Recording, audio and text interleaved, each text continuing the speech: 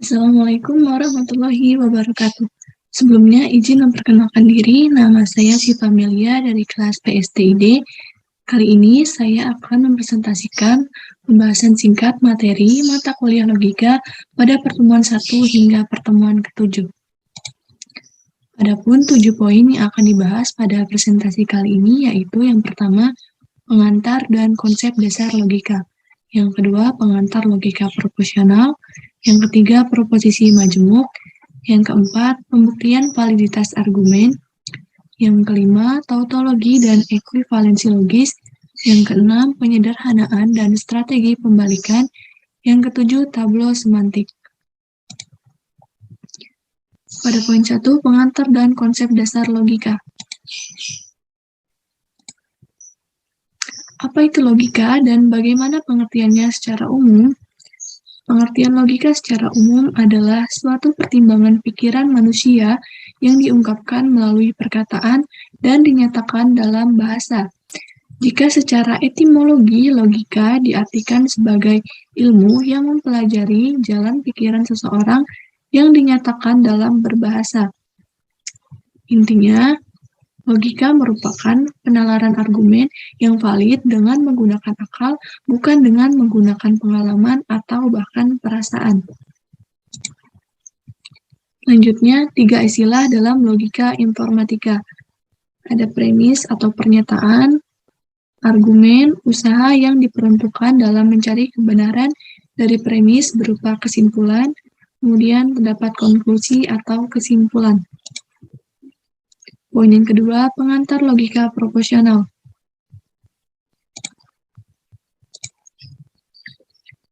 Proposisi merupakan pernyataan yang bernilai benar atau true, atau salah, atau false, tetapi tidak keduanya. Hanya kalimat yang bernilai benar atau salah saja yang menjadi tinjauan. Kebenaran atau kesalahan sebuah pernyataan adalah nilai dari kebenaran pernyataan tersebut. Apa itu logika proporsional? Logika proporsional secara umum pengertiannya adalah logika yang menangani atau memanipulasi penarikan kesimpulan secara logis atau logical derivation dari proposisi-proposisi tersebut. Logika proporsional. Dalam logika tidak disyaratkan adanya korelasi arti di antara kedua kalimat penyusunnya. Adapun bentuk-bentuk proposisi ada 4, yaitu yang pertama proposisi atomik atau proposisi tunggal. Yang kedua ada proposisi majemuk atau kombinasi dua proposisi atau lebih. Yang ketiga implikasi atau proposisi bersyarat, jika P maka Q. Kemudian yang keempat ada biimplikasi atau proposisi bikondisional, P jika dan hanya jika Q. Contohnya, kucing bukanlah hewan herbivora. Ini merupakan penjelasan dari kalimat kucing bukanlah hewan herbivora. Apakah ini sebuah pernyataan? Ya. Apakah ini sebuah proposisi? Ya, karena kalimat ini merupakan pernyataan. Lalu, apa nilai kebenaran dari proposisi ini? Nilai kebenarannya adalah benar. Karena kucing memang bukanlah hewan herbivora. Kucing adalah jenis hewan karnivora. Masuk ke poin yang ketiga, yaitu proposisi majemuk. Apa yang disebut proposisi majemuk? Proposisi majemuk secara umum yaitu suatu pernyataan yang terdiri atas hubungan dua bagian yang dapat dinilai benar atau salah. Proposisi majemuk bentuknya luas dan bebas, tidak terikat adanya bentuk-bentuk tertentu yang berhubungan dengan kuantitas. Dalam logika tidak disyaratkan adanya korelasi arti di antara kedua kalimat penyusunnya. Adapun Tabel kebenaran yaitu merupakan suatu tabel yang menunjukkan secara sistematis satu demi satu nilai-nilai kebenaran sebagai hasil kombinasi dari proposisi-proposisi. Dalam tabel kebenaran hanya ada dua nilai, yaitu true atau dilambangkan dengan huruf T dan false dilambangkan dengan huruf F. Jika semua kasus bernilai benar, maka disebut tautologi. Dan jika semua kasus bernilai salah, maka akan disebut kontradiksi. Adapun rangkai logika ada 5, yaitu yang pertama negasi atau tidak, lambangnya seperti ini. Kemudian yang kedua ada konjungsi atau dan, tandanya seperti ini. Kemudian yang ketiga ada disjungsi atau, tandanya seperti ini. Yang keempat ada implikasi atau jika maka, tandanya seperti panah. Kemudian yang kelima terakhir diimplikasi atau jika dan hanya jika, tandanya seperti ini. Lanjut. Adapun contohnya, buktikan pernyataan berikut menggunakan tabel kebenaran. Saya pergi main dan membeli sepatu. Untuk membuktikan pernyataan berikut ini dengan tabel kebenaran, langkah yang pertama yang saya lakukan adalah membuat permisalan. Di sini P sama dengan saya pergi main, Q sama dengan membeli sepatu. Dan langkah keduanya saya membuat ekspresi logika. P, mengapa tandanya seperti ini? Karena di pernyataan tersebut kalimat dihubungkan dengan kata dan, maka tandanya akan seperti ini. P dan Q. Kemudian tabel kebenarannya di sini sudah saya buat tabel kebenarannya. Kemudian untuk nilai pada tabel kebenarannya di sini true konjungsi dengan true, maka true, lalu true konjungsi dengan false, maka hasilnya false. Kemudian false konjungsi dengan true, maka hasilnya false. Lalu false konjungsi dengan false, maka hasilnya false. Karena untuk mendapatkan nilai true di sini harus true dengan true. Jika true dengan false, maka hasilnya akan false, tidak akan menghasilkan true. Kemudian contoh yang berikutnya, buktikan pernyataan berikut menggunakan tabel kebenaran. Saya menjual pensil atau pena. Untuk membuktikan pernyataan saya menjual pensil atau pena dengan tabel kebenaran, masih sama seperti sebelumnya. Di sini saya membuat permisalan. Menjual pensil dimisalkan dengan P dan menjual pena dimisalkan dengan Q.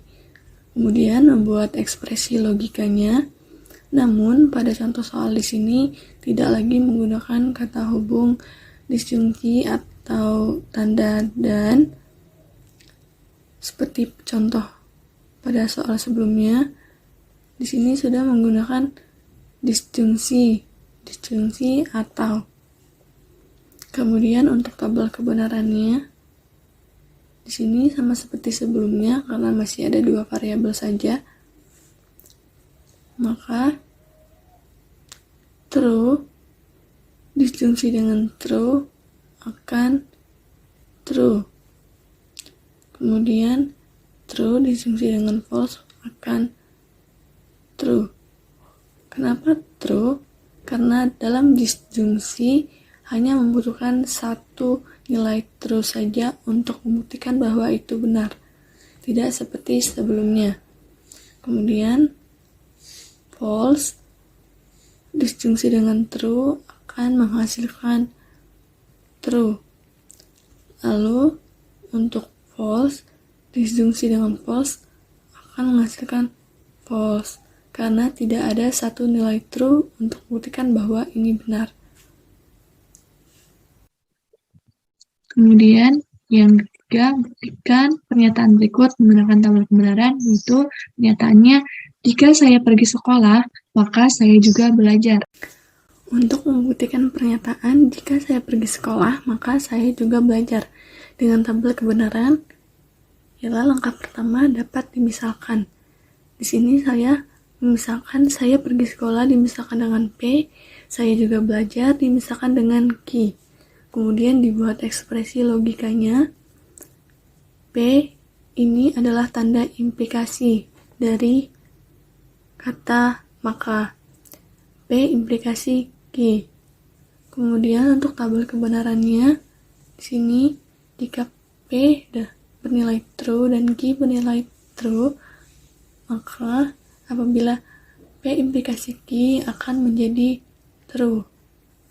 Kemudian jika true bertemu dengan false, maka P implikasi Q akan menjadi false. Kemudian untuk false, dengan P bernilai false dan Q bernilai true, maka P implikasi Q akan bernilai true.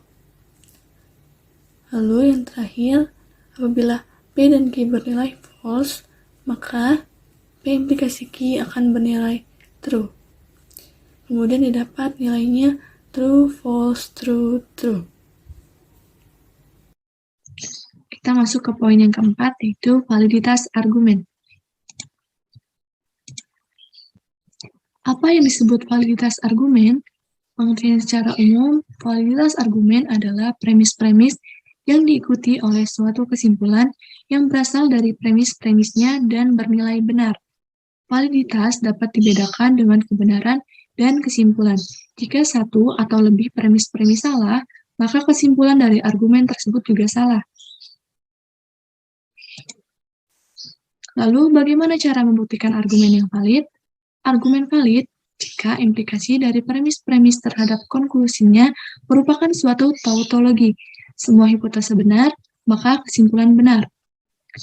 P1 konjungsi P2, konjungsi P3, implikasi K. Contohnya, buktikan validitas argumen berikut menggunakan tabel kebenaran. Premis yang pertama, jika saya menjual pensil, maka saya juga menjual pena. Premis yang kedua, saya tidak menjual pensil. Lalu kesimpulannya, saya tidak menjual pensil atau pena. Untuk membuktikan validitas argumen berikut menggunakan tabel kebenaran, mari kita lihat soalnya. Di sini terdapat dua premis. Yang pertama, jika saya menjual pensil, maka saya juga menjual pena. Yang kedua, premis yang kedua, saya tidak menjual pensil. Kesimpulannya, saya tidak menjual pensil atau pena. Lalu kita misalkan, saya menjual pensil dimisalkan dengan P, kemudian saya menjual pena dimisalkan dengan Q. Kemudian kita buat ekspresi logikanya. Yang pertama, premis pertama tadi, jika saya menjual pensil, maka saya juga menjual pena. Maka P implikasi Q. Premis yang kedua, ekspresi logikanya, saya tidak menjual pensil. Maka ditulis dengan negasi P. Lanjutnya yang ketiga, saya tidak menjual pensil atau pena. Maka ekspresi logikanya negasi P or negasi Q. Dan dapat ditarik kesimpulan, P implikasi Q dikonjungsikan dengan negasi P implikasi negasi P or negasi Q. Kemudian kita buat tabel kebenarannya di sini. Tabel kebenaran di sini sudah saya buat PQ. Nah, untuk yang di sini negasi P itu false ya. False. Lalu untuk negasi P yang kedua T true itu jadi false. Lalu untuk yang false itu jadi true. Lalu untuk yang false itu jadi true lagi.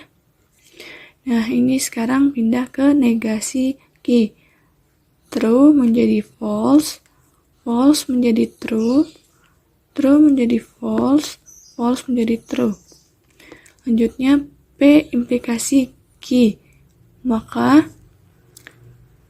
P implikasi Q menjadi true, P implikasi T bertemu dengan F menjadi false, kemudian false dengan true menjadi true, false bertemu dengan false menjadi true. Selanjutnya untuk yang P implikasi konjungsi negasi P menjadi ini dengan ini, true dengan false menjadi false, lalu false dengan false menjadi false, lalu yang ketiga true dengan true menjadi true, kemudian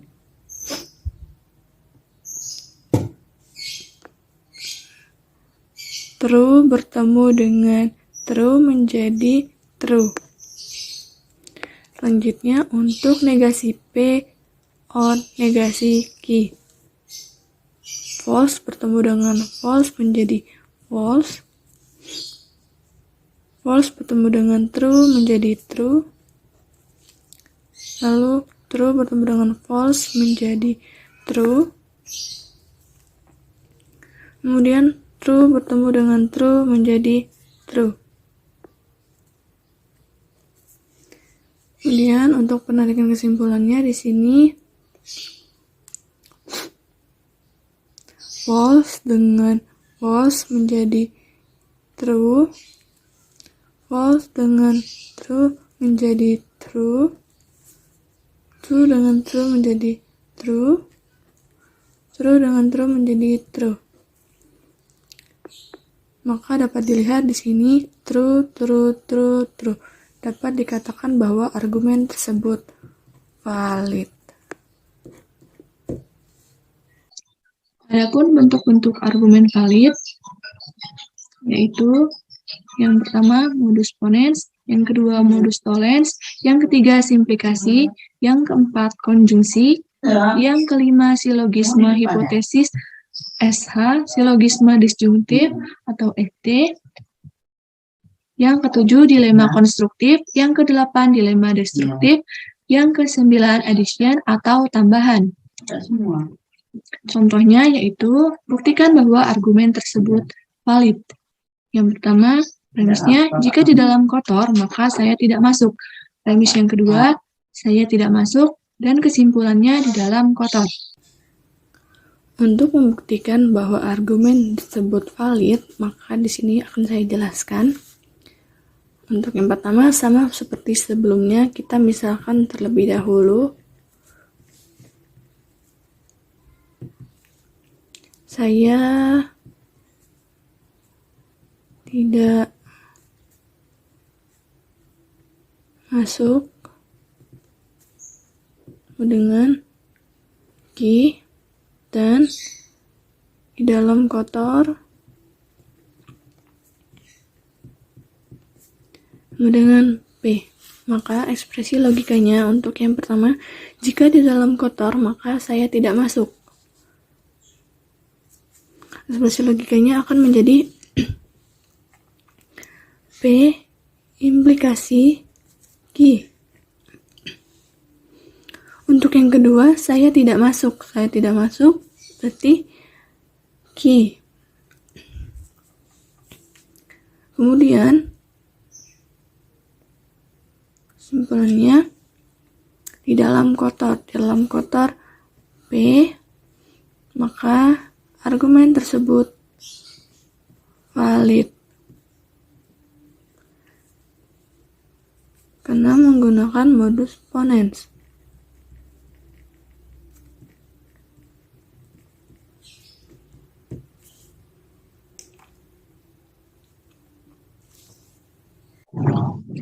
Kita masuk poin yang kelima, yaitu tautologi dan ekuivalensi logis.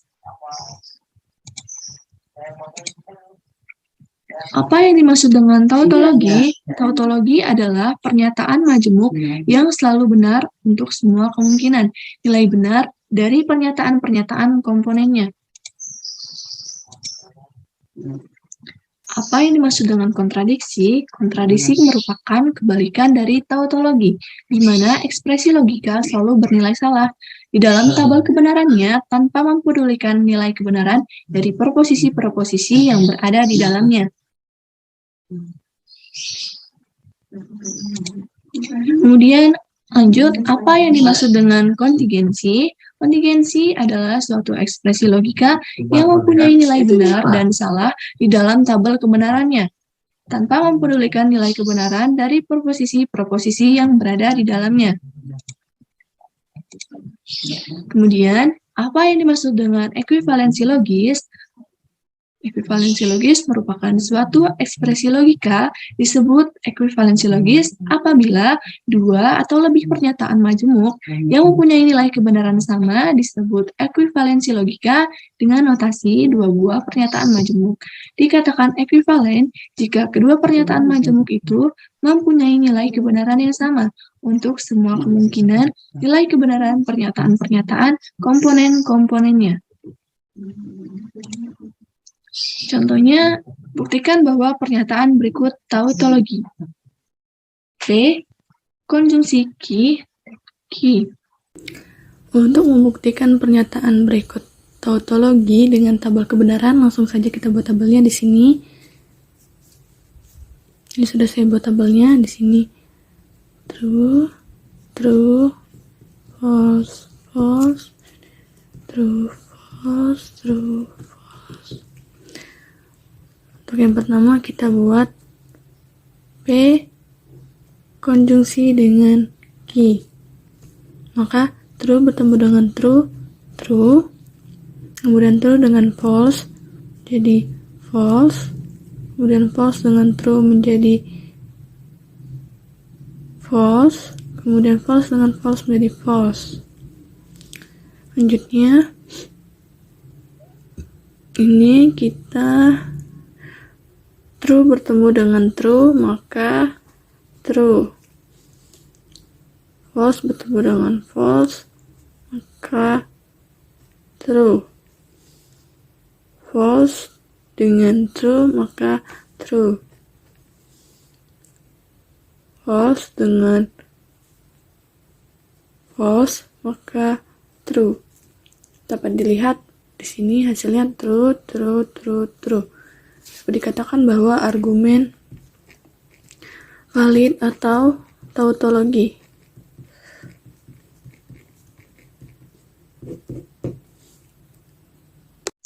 Contoh berikutnya, buktikan bahwa argumen berikut ekuivalensi logis. Yang pertama, kucing sangat lucu dan imut. Lalu, kucing imut dan sangat lucu. Untuk membuktikan bahwa argumen ini ekuivalensi logis, maka saya misalkan terlebih dahulu sangat lucu menjadi P dan imut menjadi Q. Maka kita buat ekspresi logikanya. Untuk yang pertama, kucing sangat lucu dan imut. Maka ekspresi logikanya P konjungsi dengan Q. Dan ekspresi logika yang kedua, kucing imut dan sangat lucu. Maka Q konjungsi dengan P. Kita buat tabel kebenarannya. Di sini sudah saya buat T true, true, false, false. Sini true, false, true, false. Kemudian P konjungsi dengan Q. True bertemu dengan true, maka true. True bertemu dengan false, maka false. Kemudian false dengan true, maka false. Kemudian false dengan false, maka false. Selanjutnya Q konjungsi dengan P. True bertemu dengan true, maka true. False bertemu dengan true, maka false. Kemudian true bertemu dengan false, maka false. Lalu false bertemu dengan false, maka false. Dan hasilnya true, false, false, false. Maka argumen tersebut termasuk ekuivalensi logis.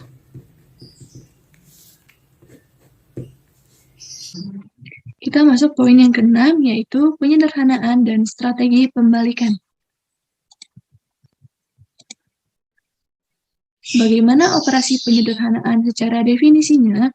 Pengertian operasi penyederhanaan adalah langkah mengubah persamaan logika dengan menggunakan hukum-hukum logika pada operasi logika.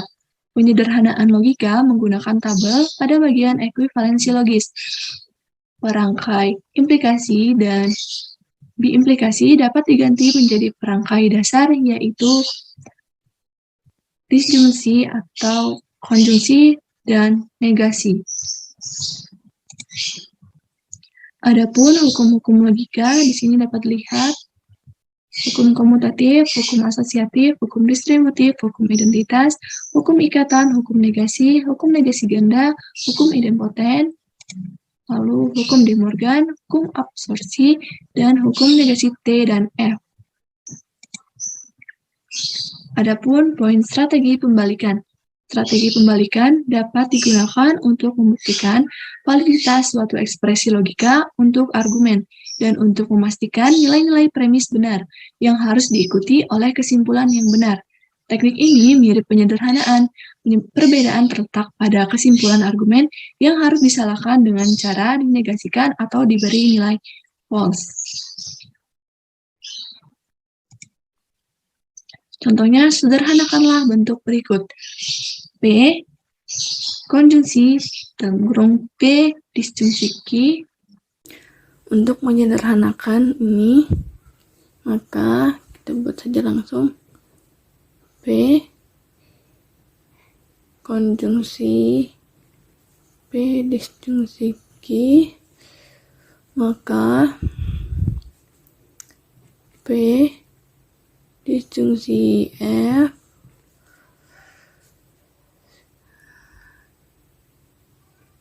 konjungsi P, disjungsi Q, kemudian P, disjungsi F, konjungsi Q, lalu P, disjungsi F, dan P. Di sini hukum identitas,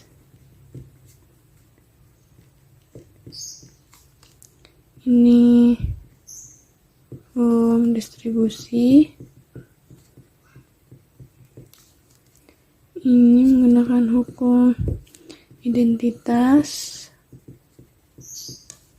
dan hukum identitas. Inilah bentuk sederhananya. Ini yang ketujuh, yaitu tableau semantik. Apa yang dimaksud dengan tableau semantik? Tableau semantik adalah bentuk-bentuk proposisi yang dibangun berdasarkan aturan tertentu, yang biasanya berbentuk pohon terbalik dengan cabang-cabang dan ranting yang relevan. Dalam strategi pembalikan, jika diketahui premis-premis bernilai true dan kesimpulan bernilai false, jika hal itu bisa dibuktikan, maka argumen tersebut tidak valid. Contohnya, buktikan dengan tableau semantik berikut ini.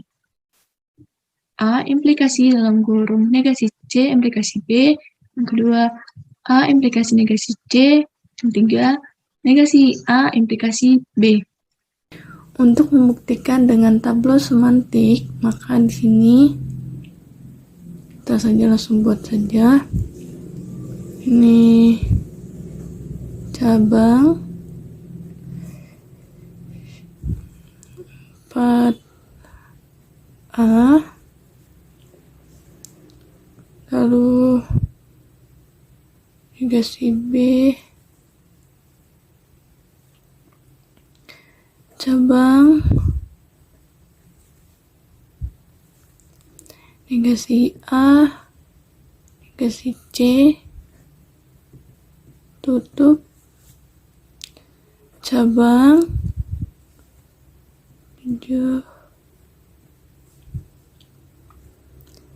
negasi A, negasi C, implikasi B, sini tutup, kemudian cabang 8, negasi C, B, lalu cabang C, tutup,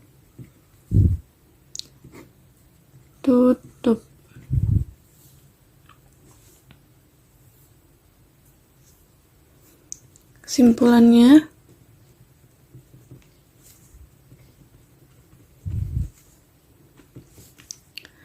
karena seluruh tabel tertutup, berarti terjadi ketidakkonsistenan di seluruh argumen.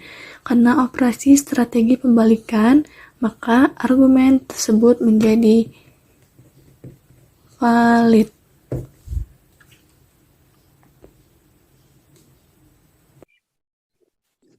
Baiklah, sekian presentasi singkat mengenai rangkuman materi logika dari saya. Saya akhiri. Assalamualaikum warahmatullahi wabarakatuh.